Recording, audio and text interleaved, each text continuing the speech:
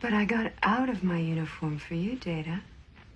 Funny thing is, if I had just married Doug, I wouldn't be having this problem. I got that restless feeling. Let's just go. One day they were part of our living rooms. Then suddenly, without a word, they vanished like they were never there at all. What really happened to the TV characters we loved, and why does no one want us to remember them? Judy Winslow was not just a side character in Family Matters. She was the youngest daughter of the Winslow family. Her high-pitched laugh, her wide-eyed curiosity, and the way she balanced out her older siblings made her feel real. But one day, Judy simply walked up the stairs and never came back down. No final hug, no goodbye, no explanation. When the show returned for its next season, she was gone, erased from the family. Not just off-screen, but completely out of existence. Later episodes rewrote history, treating the Winslows as if they had only 2 children. It was a vanishing act so complete that it almost felt surgical. Family portraits were changed. Storylines that had once included her were retconned to make more room for other characters. The very fabric of the show quietly reshaped itself to act like she never lived there. The living room stayed the same, but the energy was off, like something sacred had been scrubbed away. Her laugh was gone, but the walls still felt like they remembered. And every time someone smiled on that set, it somehow felt like it cost too much. No one in the family mentioned her absence, not even in passing. It was as if loving her had become inconvenient. Audiences noticed, of course, but the show never acknowledged it. Behind the scenes, the reasons were said to be financial, with producers choosing to focus on more popular characters like Steve Urkel. But to those watching at home, it felt like something darker, like a little piece of the family had been quietly buried. How does a daughter just disappear? And more importantly, why did no one seem to care? Chuck Cunningham was Richie's older brother in Happy Days, a tall, sporty figure who seemed destined to be part of the show's fabric. He played basketball. He gave Richie advice. He sat at the family dinner table. Then, like Judy Winslow, Chuck disappeared. Not just phased out, forgotten entirely. In later seasons, the Cunninghams were referred to as having only 2 children.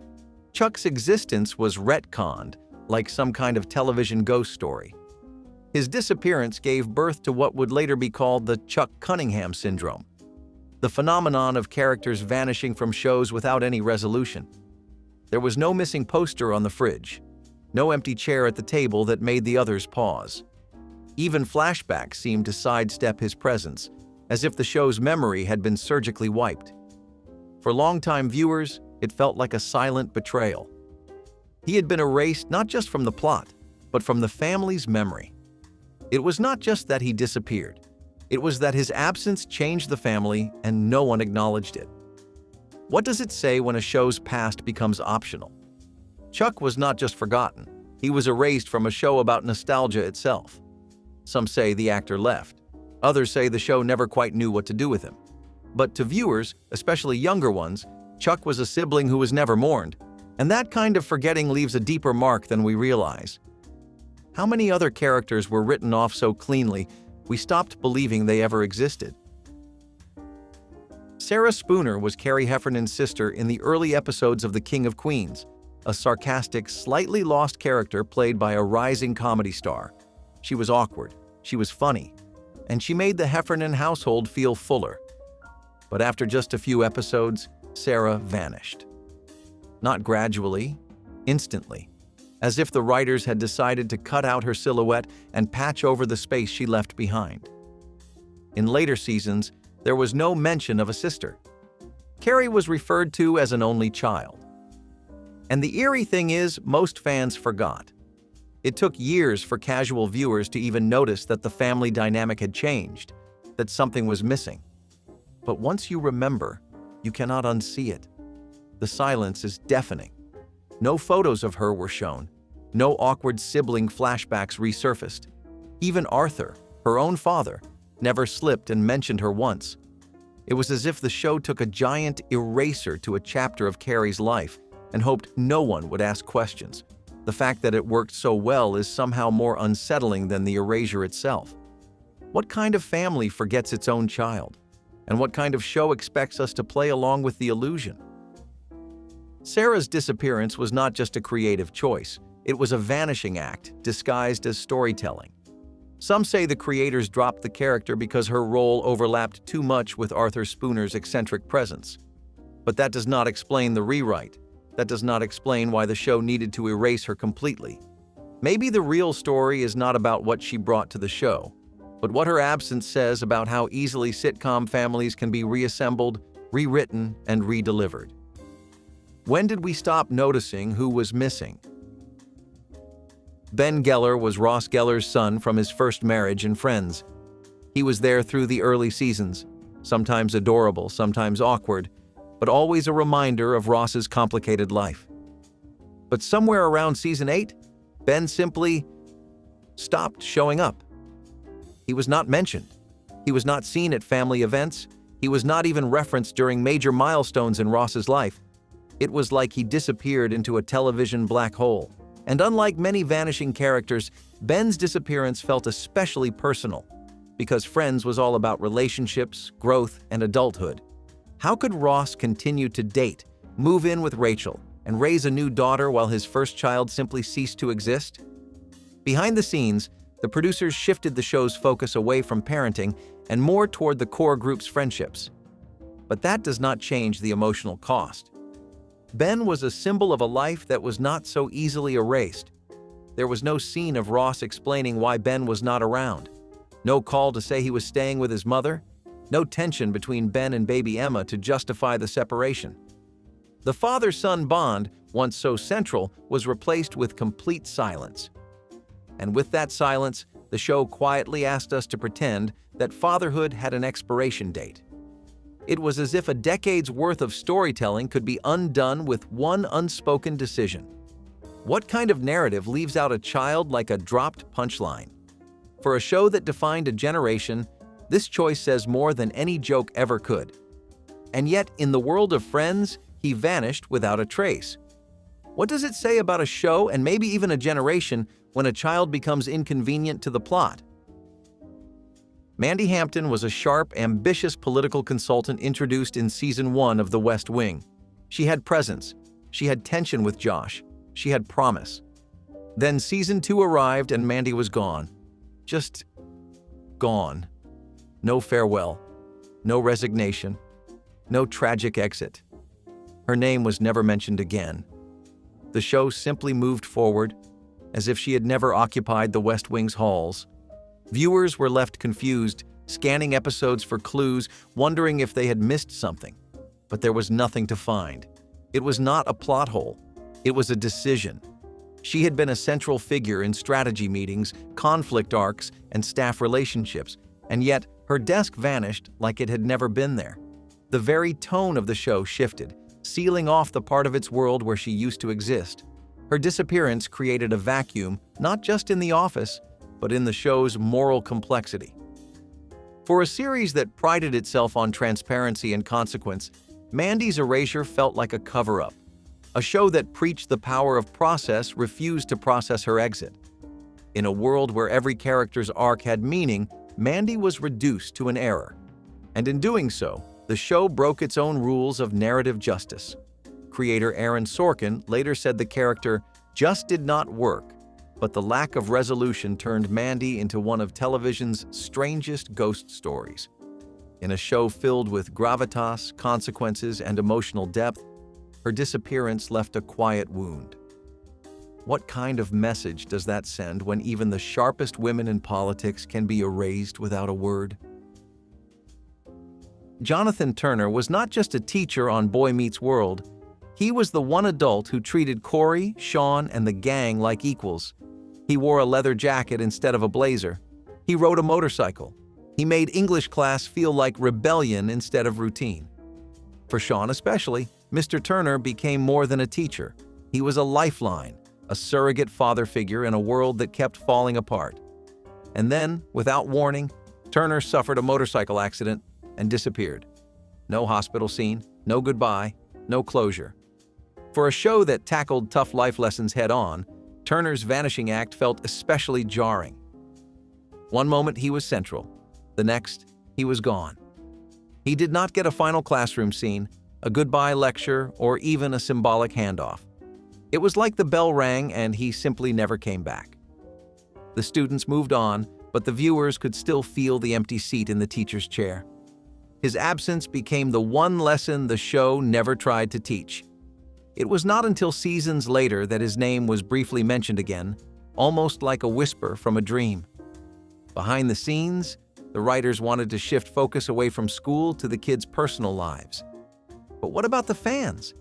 What about the kids who saw themselves in Sean, who needed someone like Turner in their world too? Why did the one adult who truly got it vanish so quietly, like he never mattered? Lorie Foreman was the big sister you loved to hate on that 70s show. Sarcastic, manipulative, and endlessly flirty, she was the queen bee of basement drama. Lorie added chaos to the Foreman household in all the best ways, but after season 3, she simply disappeared. No explanation, no goodbye. When she did return in season 5, she was played by a different actress, and just as quickly, she vanished again. The show moved on, like Lorie had never left her mark on Point Place. No one even blinked. She was not just a punchline, she was an emotional bomb waiting to go off in every room she entered. Her presence made Eric weaker, Kitty more nervous, and Red quietly furious. She was the part of the family that was never stable, and that was what made her essential. Without her, the Foremans felt safer, but a little less real. In real life, her original actress was reportedly dealing with personal struggles, and the show recast her to keep the storyline moving. But the final vanishing left a strange echo, one that felt unfinished. Lorie was a complicated character, but she was also real.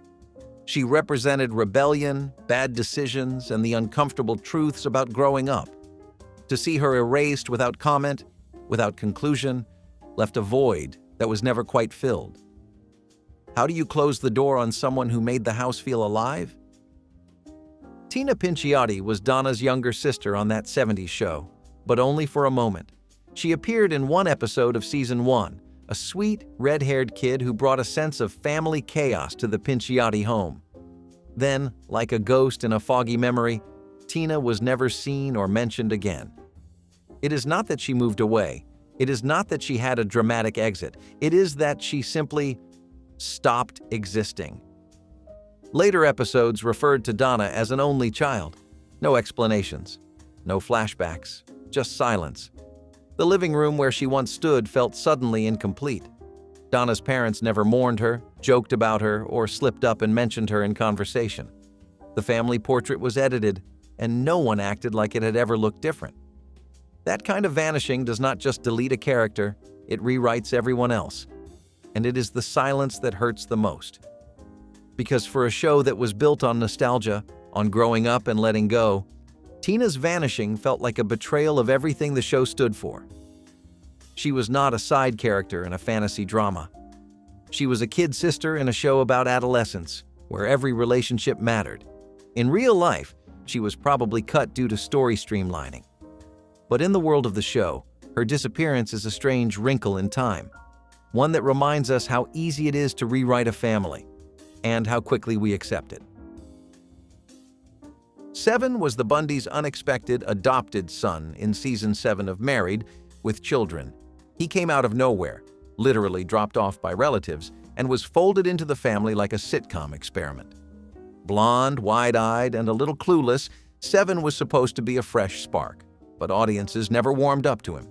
And just as suddenly as he arrived, he disappeared. Poof, no goodbye, no send-off, no teary farewell.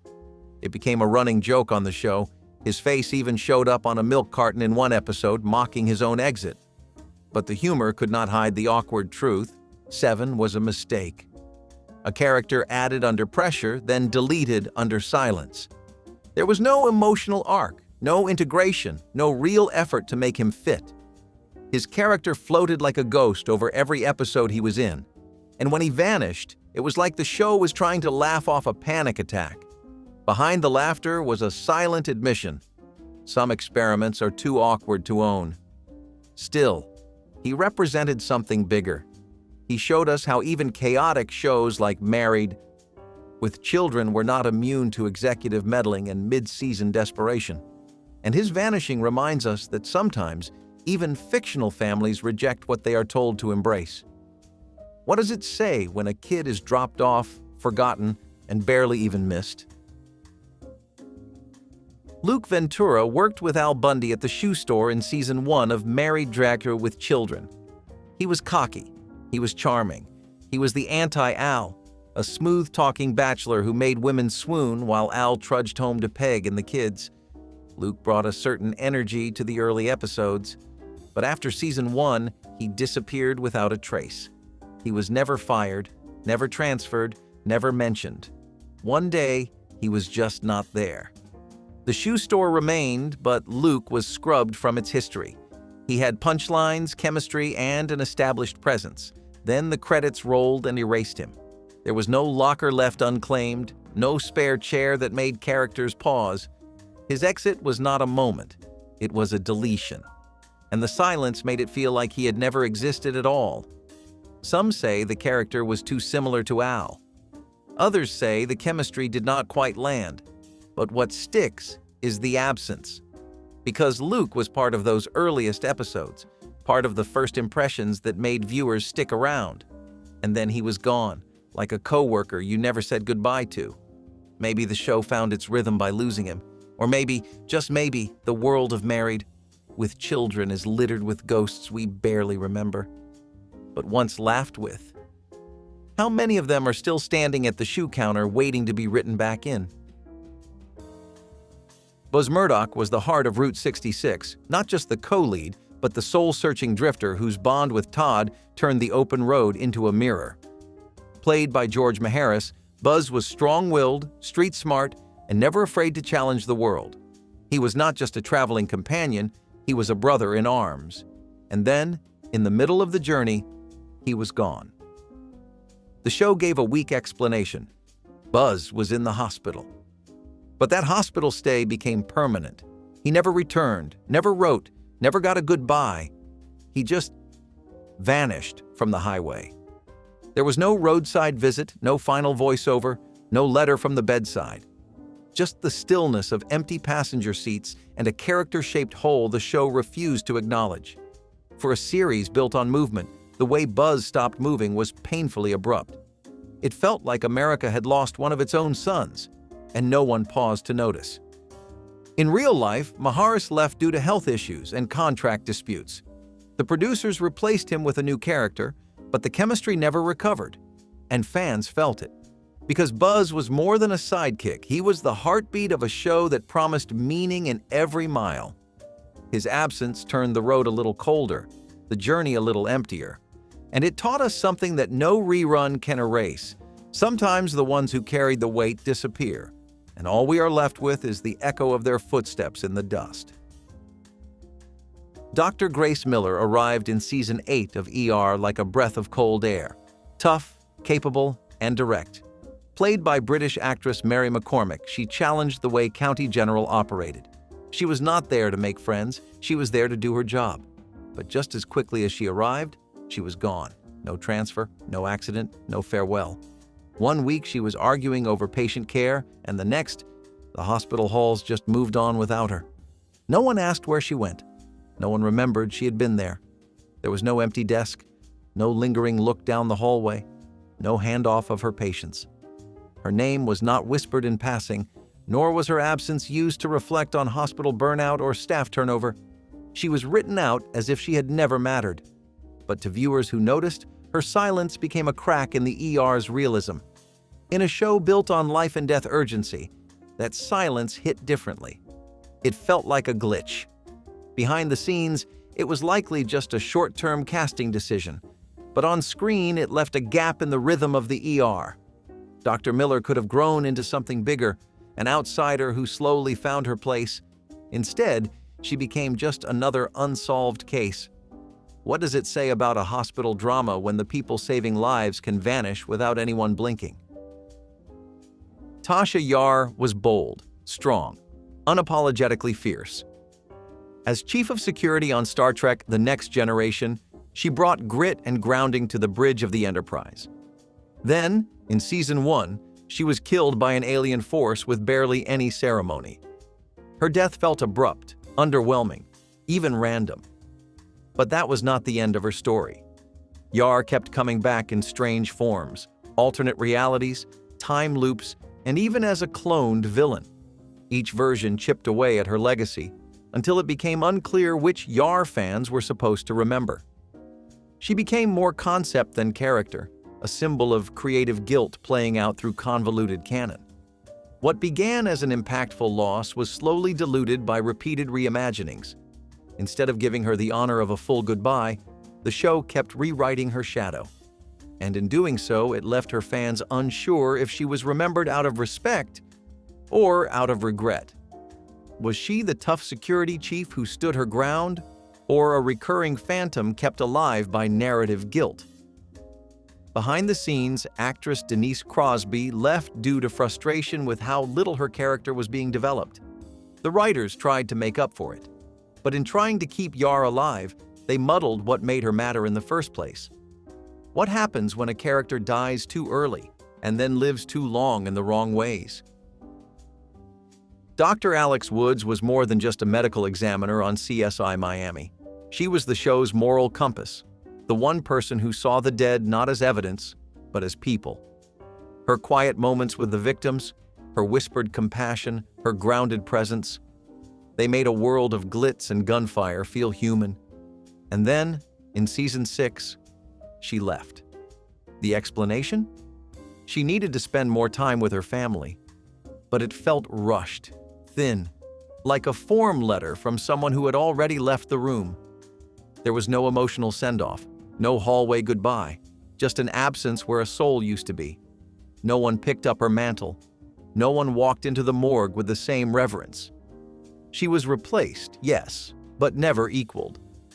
Her departure left the show with all the shine but none of the soul. The show replaced her, of course. But something was missing. The lab felt colder. The silence around her departure louder than any autopsy scene. It is said that the actress chose to leave for creative reasons, but that does not make the wound heal faster. Because in a show about speaking for the dead, it is ironic how quietly one of its most alive characters was buried. What does justice mean when even the voices of the living are forgotten? Tara McClay was the heart of Buffy the Vampire Slayer's 6th season, and arguably the emotional glue that held Willow together. Gentle, kind, and quietly powerful, Tara brought softness to a show built on supernatural violence. She was the kind of character who made the pain feel worth surviving. And then, in one brutal moment, she was gone. Killed by a stray bullet. No last words, no resolution. Her death came out of nowhere and was used purely to trigger another character's descent. What followed was even more disturbing. There was no funeral, no real mourning, no tribute to the woman who helped Buffy's family stay whole. She was not just Willow's partner, she was a beacon of quiet strength in a world full of chaos. Her absence left a void that even magic could not fill. She was not honored, remembered, or spoken about with the weight she deserved. Her death was treated as a plot device, not a tragedy. Behind the scenes, it was a plot device. But to fans, especially those who saw themselves in Tara, it felt like a betrayal. She deserved better. She deserved remembrance. Instead, her silence became part of the noise. How many gentle souls do we lose to someone else's storyline? Dr. Mark Piper stood on the edge of something historic in Star Trek, the original series. He was the chief medical officer aboard the Enterprise in the show's second pilot episode, Where No Man Has Gone Before. Calm, logical, and seasoned, Piper gave viewers their first glimpse into how medicine might work in the final frontier. He patched up Captain Kirk, delivered crucial insight during a psychic breakdown, and handled danger without ever losing his cool. He was, by every indication, going to be an integral part of the crew. He was there before the uniforms changed, before the catchphrases were iconic, before the mission was fully defined. For many, he represents the lost blueprint of what the show could have been. But when the show officially launched, he was gone. No farewell, no transfer, no reason. He simply vanished, replaced by the fiery and emotionally charged Dr. Leonard McCoy.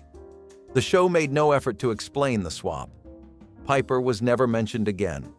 The baton was passed behind the scenes, not on screen.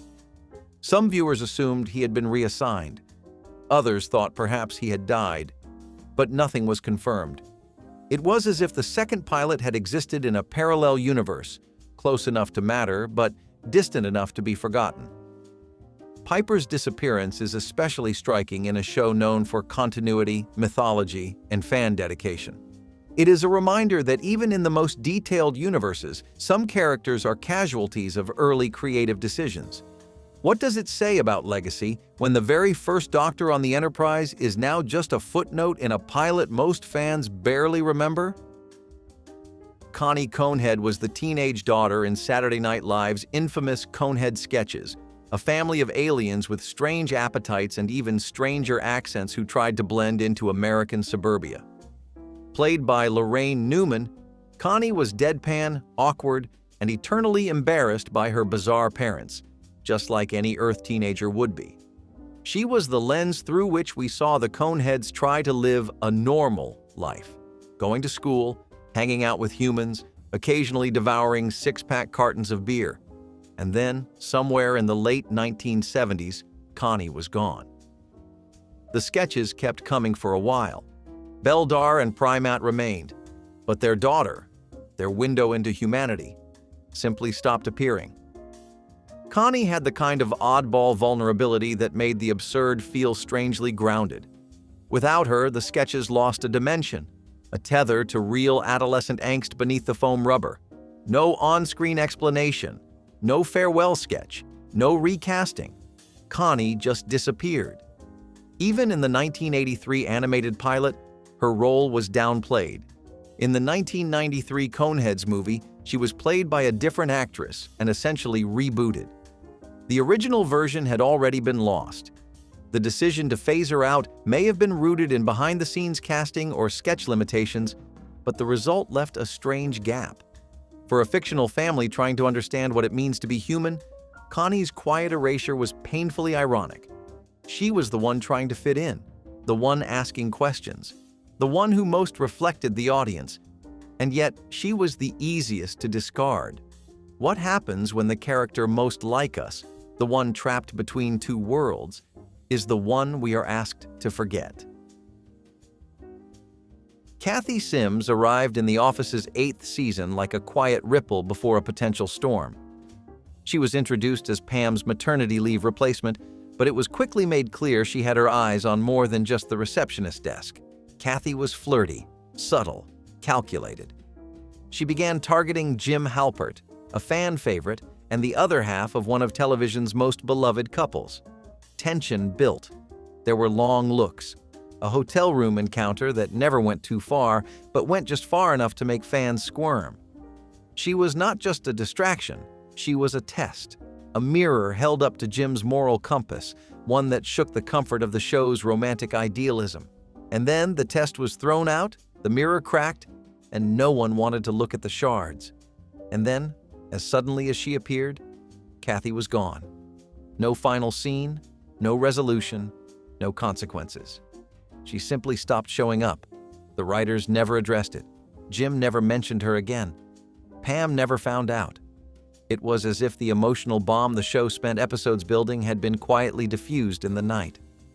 Behind the scenes, the backlash from fans may have influenced the decision to drop the storyline. But the silence left behind was louder than anything Cathy ever said. Her role was uncomfortable, and her presence disrupted the show's romantic backbone. But that's what made her interesting. By wiping her away without closure, The Office missed the chance to explore something deeper: temptation, guilt, emotional fidelity. Instead, we were left with a character who became little more than a threat the show was too afraid to finish. What does it say about love stories when we are only allowed to remember the parts that feel safe? John Bennett was a correctional officer in Orange is the New Black. But to Daya, he was more than a guard. He was her escape plan, her secret, her baby's father. Bennett began as a sympathetic character in a harsh environment, torn between duty and love, desperately trying to protect Daya from the cruelty of prison life. When she became pregnant, he stood by her. At first, he proposed with a ring hidden in a cupcake. He tried to do the right thing, but as the pressure mounted, Bennett cracked. After season 3, he drove away from the trailer where his future family lived and never came back. His absence was not just felt, it was deafening. One moment he was ready to change everything, and the next he became another man who disappeared before he could be held accountable. No visit, no letter, no final confrontation. The show never fully explained where he went or why. A few vague mentions, rumors that he had abandoned them, but nothing concrete. The absence was staggering.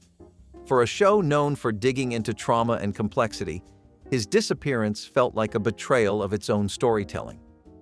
Behind the scenes, the actor had scheduling conflicts and other commitments, but in universe, his vanishing act left a permanent wound. Daya was forced to face motherhood alone. The baby became a symbol of promises broken, and viewers were left holding questions with no answers. What happened to the man who said he loved her? And how many times can a woman be abandoned before the world stops calling it accidental? Detective Monique Jeffries, often remembered by fans as Detective Daniels due to her early background role before being named, was one of the original supporting detectives on Law & Order, Special Victims Unit. Played by Michelle Hurd, she was smart, assertive, and not afraid to challenge the darkness she faced every day. Though she was initially partnered with John Munch, her screen time often wavered, sidelined by bigger arcs involving Elliot and Olivia. Still, Jeffries stood out. She brought empathy to a show that often veered into clinical detachment. And just when her character was starting to blossom, with deeper plot hints and signs of internal conflict, she was gone. No transfer, no retirement, no farewell episode. Just a quiet fade into the background, never to return. There was no locker clearing scene, no handshake from a partner, no final call on the radio. The silence surrounding her exit said more about the system than any scripted monologue ever could. Her final appearance offered no real goodbye, only a handoff to Detective Finn Tutuola, whose arrival reset the balance of the show. The abruptness was startling. Behind the scenes, creative disagreements and dissatisfaction with how her character was used led Michelle Hurd to walk away. But in universe, it felt like another example of how women, especially Black women, were erased from stories when they became inconvenient. Jeffries was never given a proper arc, a meaningful departure, or even a line of closure from the colleagues she worked beside. In a show built on justice, her exit was the one case that never got solved. What does it say about the system, real or fictional, when the people trying to do the right thing are the first to disappear? You would think that turning one of the most successful comedies of all time into a television show would be a sure thing. But Delta House proved just how quickly lightning can escape the bottle. Based on the hit movie Animal House, this series tried to translate the chaos, raunch, and rebellion of the big screen into a weekly sitcom, only now under the watchful eye of network censors. And it showed. Gone were the wild parties, the edge, and the sense of danger. What remained was a watered-down echo of what once made people howl with laughter. Some of the original cast returned, including John Vernon as the uptight Dean Wormer, but without John Belushi's magnetic presence, the show felt like a tribute act. The humor was neutered, the stories went nowhere. ABC hoped that the mere association with the movie would be enough to draw in fans, but those fans were not fooled. This was not the Animal House they remembered. Ratings started strong but fell quickly. The characters, once riotous and wild, now felt flat and safe. Within 13 episodes, the show was off the air. Critics called it forgettable. Even the network seemed eager to move on. Delta House became another example of how television sometimes strangles the very spirit it hopes to bottle. You cannot fake irreverence, and you definitely cannot sanitize rebellion. Today, it is a curiosity, remembered mostly by die-hard fans and trivia buffs, a show that tried to cash in on chaos and wound up lost in the quiet. In a sea of over-the-top teen dramas and goofy comedies, the mystery files of Shelby Woo stood out by being both grounded and bold. Shelby Woo was not a pop star or a secret princess. She was just a smart, curious teenager with a badge-shaped dream and a knack for uncovering the truth. Set in a sleepy Florida town, the show followed Shelby as she interned at the local police department while juggling school, friendships, and all the usual teenage trials. But Shelby's world was not just locker notes and after-school crushes. It was suspects, clues, and dead ends. She was relentless, observant, brave, and most importantly, she listened. It was not just about solving mysteries. It was about learning who you are when no one else sees you clearly. Shelby's quiet tenacity made her a role model for kids who felt underestimated, unseen, or overlooked. Where other shows gave us caricatures of teens, Shelby Woo gave us someone who felt real. Not perfect, not invincible, just determined. The show had a quiet confidence to it. It did not rely on special effects or trendy lingo. It let the stories carry the weight. It gave kids the benefit of the doubt that they could handle mystery, complexity, and moral ambiguity, that maybe they wanted more than just punchlines. Shelby broke the mold not by being loud, but by being thoughtful. She was proof that curiosity could be cool, that asking questions could be power. The series slowly faded from the spotlight as flashier content took over, but it left behind something rare, a girl detective who did not need to be superhuman to be unforgettable. Prophet was not just ahead of its time, it felt like it had fallen in from another dimension. Airing briefly in 1996, the show followed Jim Prophet, a cold, calculating corporate executive who manipulated everyone around him to rise through the ranks. He slept in a cardboard box, spoke directly to the camera, and treated his job like a game of psychological warfare. Audiences did not know what to make of it. This was the same decade that gave us Friends and Frasier, shows built on warmth, laughter, and ensemble charm. Prophet was the opposite. It was cold, cynical, and daring. Too daring. It was canceled after only a few episodes, with critics divided and networks scared. He was the snake in the boardroom, charismatic, empty-eyed, and terrifyingly believable. The show didn't just critique capitalism, it made you feel complicit in it. It asked the kind of questions no one wanted to answer, especially during prime time. But years later, something strange happened. Prophet developed a cult following. People began to see it as the prototype for the morally ambiguous anti-heroes who would define television in the 2000s. Characters like Tony Soprano, Don Draper, and Walter White.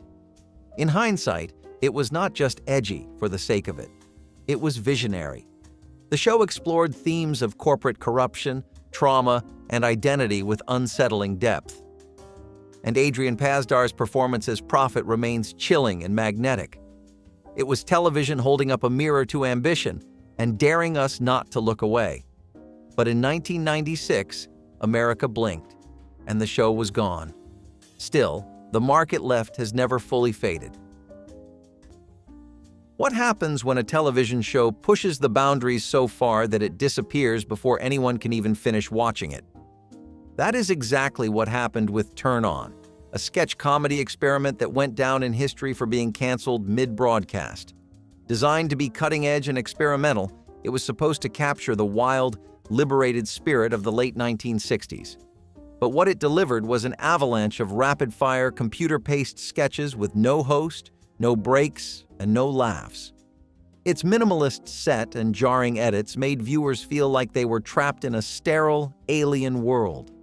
Jokes flew by so quickly and with such little coherence that audiences could barely understand them, let alone enjoy them. Affiliates were horrified.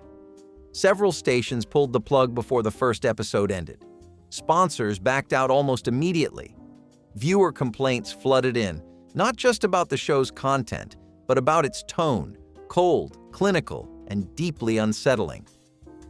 In a world still warmed by the Carol Burnett show and the comforting rhythm of variety television, Turnon felt like a slap to the face. The backlash was swift, and the show was pulled before a second episode could air. Some viewers today see it as misunderstood, even ahead of its time. One episode. That is all it took to become a television ghost story. It is not just forgotten, it is buried, a broadcast that collapsed in real time. This one did not need a script. An American Family was the first of its kind, a raw, unscripted look into the real life of a real family, the Louds. And America was not ready. When it aired in 1973, it shattered every idea we had about what family television meant. This was not fiction. This was not safe. The Loud family fought, cried, broke down on camera. We watched a marriage fall apart. We saw a son come out as gay on national television at a time when even saying the word was taboo. Viewers were shocked, some were angry, others felt seen for the first time. The Louds were not perfect, and that was the point. This was a mirror held up to the nation, and not everyone liked what they saw. The show only aired once, in a 13-part documentary format, but its ripples never stopped. It inspired decades of reality television, but none captured the raw honesty of this one.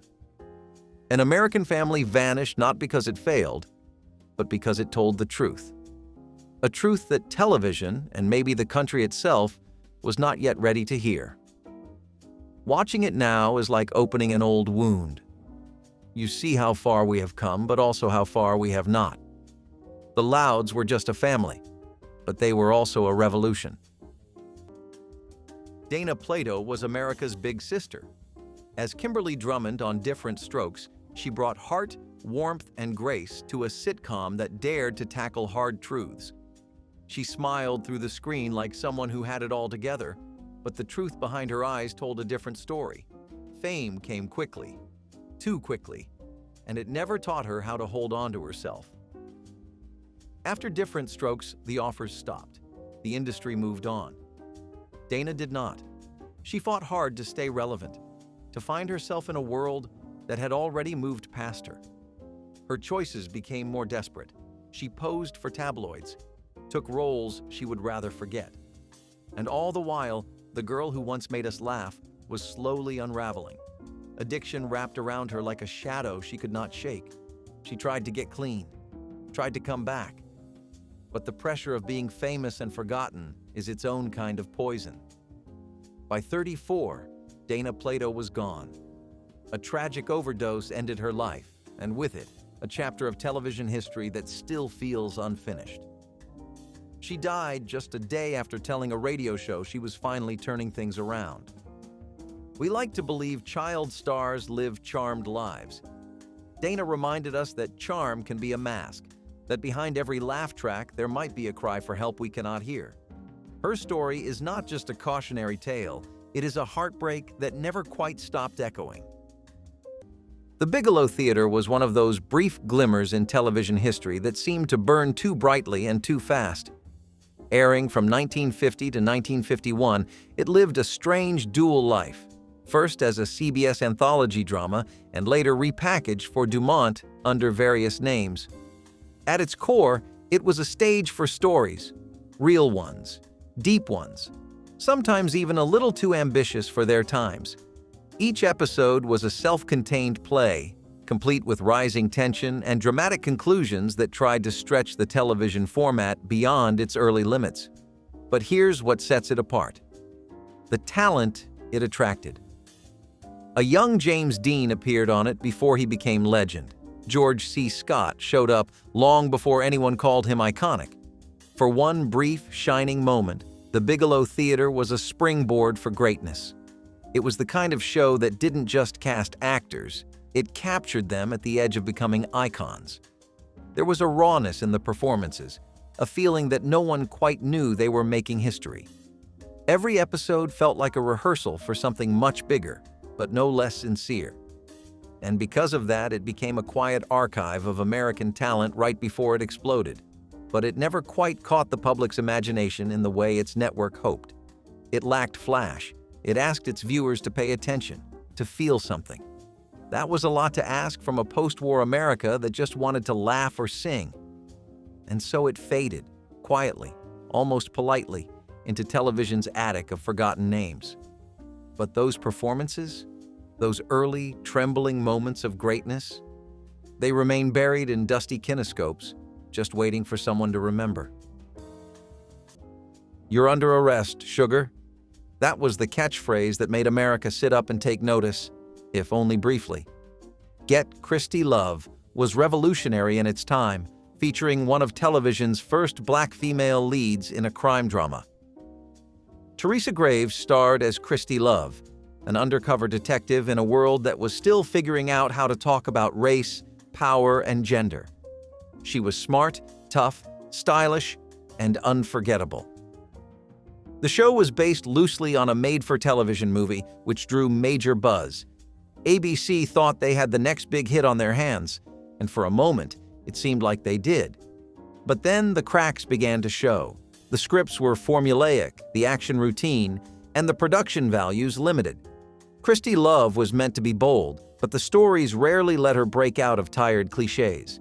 Behind the scenes, Graves, who had converted to a religious faith, refused to participate in any scenes she felt were too violent or provocative.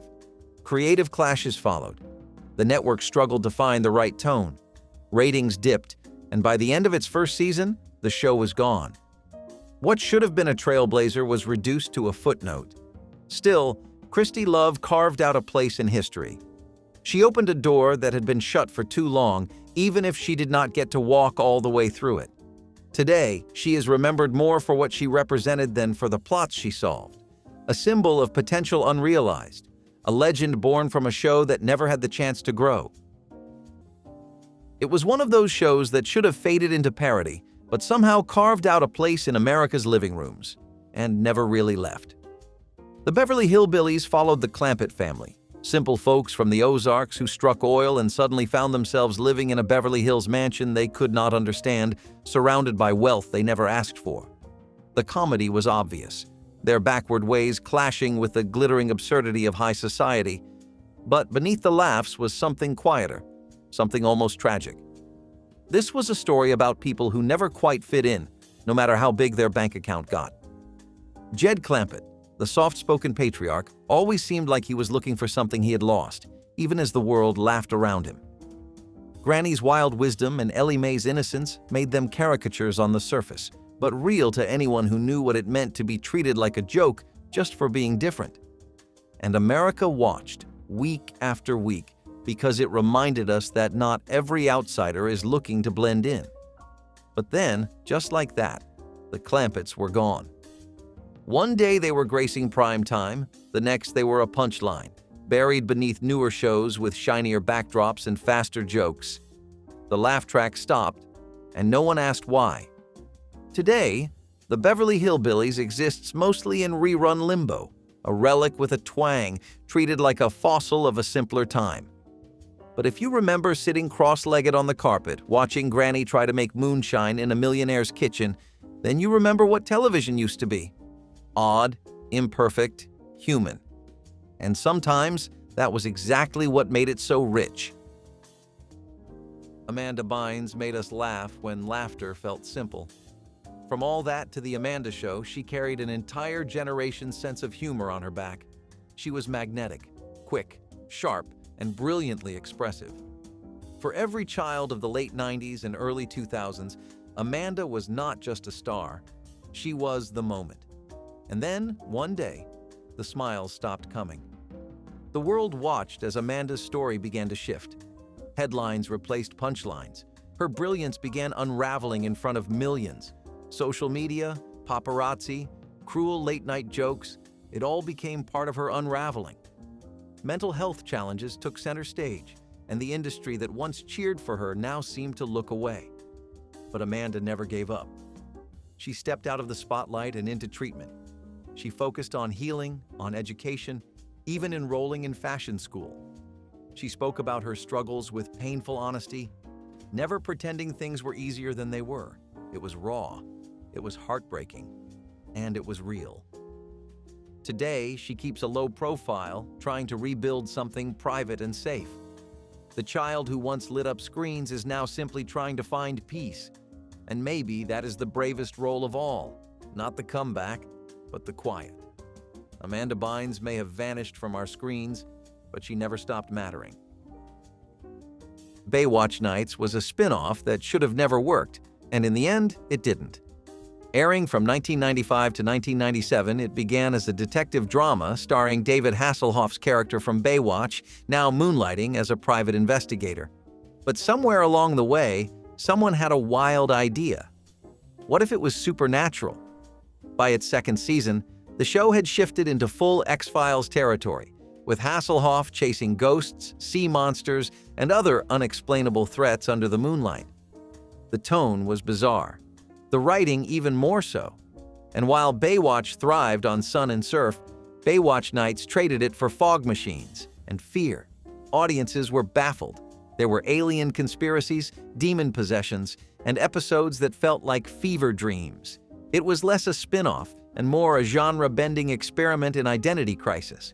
But hidden inside that chaos was a wild kind of courage, to throw everything safe away and start again.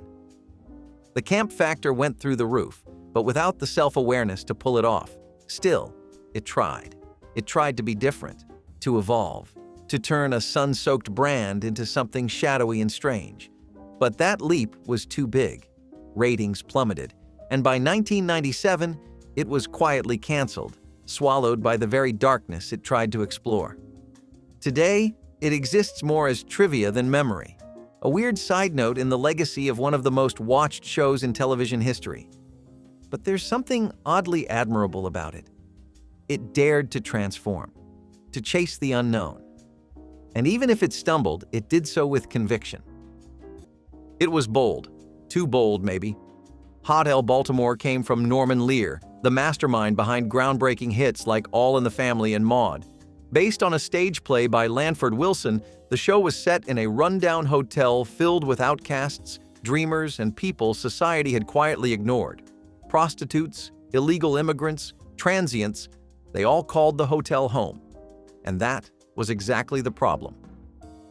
In a time when primetime television was still finding its nerve, Hot IL Baltimore pushed the line so far forward that many stations refused to air it at all. The show tackled sex, poverty, racism, and identity, topics that were still taboo even by Lear's fearless standards. There was no laugh track to soften the edges, just conversations that felt uncomfortably real. Critics were split. Some praised it as raw and unflinching. Others found it too confrontational. And while Lear had managed to make controversy work in the past, this time the balance tipped. Viewers were unsure whether they were supposed to laugh, cry, or change the channel. Ratings were modest. Affiliate pushback was fierce. After just 13 episodes, ABC pulled the plug. Hot L Baltimore was gone. But it left a mark. It showed just how hard television had to fight to reflect real life, and how easy it was for something honest to be labeled too dangerous. Today, the show is rarely mentioned, but it remains a reminder that bravery on screen often pays the price first. This show did not just imagine superpowers, it made you feel like they might happen to you next. The secret world of Alex Mack was every middle schooler's fantasy wrapped in a denim jacket and a bucket hat. When a normal girl named Alex is accidentally doused in a mysterious chemical, she gains powers. She can move things with her mind, shoot electricity from her fingers, and even melt into a puddle. But this was not some glossy superhero tale. Alex did not become famous or powerful. She became hunted, and afraid, and different. The show was about more than abilities. It was about the isolation of adolescence, about hiding who you are because the world is not ready, about balancing science homework with secret identities, friendship with fear. Alex was smart, brave, vulnerable, and deeply human. Her world was not filled with capes and explosions, but with skateboards, lockers, and the quiet terror of being discovered. There were corporations chasing her, best friends protecting her, and parents who had no idea what she was going through. That made it real. That made it hurt. The show resonated because it never glamorized its concept. It treated being special as a burden. And for kids feeling weird or out of place, that message was everything. When it ended after 4 seasons, it left behind more than a cliffhanger.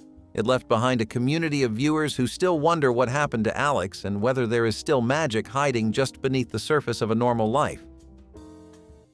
Lisa Jakob was the girl you could believe in. the rebellious daughter in Mrs. Doubtfire, the panicked teen in Independence Day, she had a rare kind of authenticity that made every character feel personal. She was never the loudest in the room. She was the realest. But sometimes the realest ones are the first to realize that something is wrong. Lisa's exit from Hollywood was not a scandal. It was a quiet refusal, a soft rebellion, a truth spoken out loud. By age 14, she was told she could not return to her school because filming conflicted with attendance. Robin Williams even wrote a letter to try to help her stay. But the message was clear. Being an actor meant choosing performance over personhood. Lisa never forgot that. The dissonance between who she was and who she was paid to be grew louder with every role. Eventually, she chose to leave. She moved away from the industry toward a life that made more sense. Writing, advocating, healing. Like Mara Wilson, Lisa began to speak openly about anxiety, trauma, and the quiet devastation of child fame. Her memoir, You Look Like That Girl, does not glamorize the past. It reclaims it. It turns a fading spotlight into a candle. Gentle, true, and still burning. We remember her face from film, but it is her voice in print that lingers longer now. And maybe that is the story beneath the story, that sometimes disappearing is not vanishing. It is transforming. It is taking your own name back. The Texas Wheelers was a sitcom that aired for a blink in time, just 4 episodes in 1974 before it disappeared from the airwaves.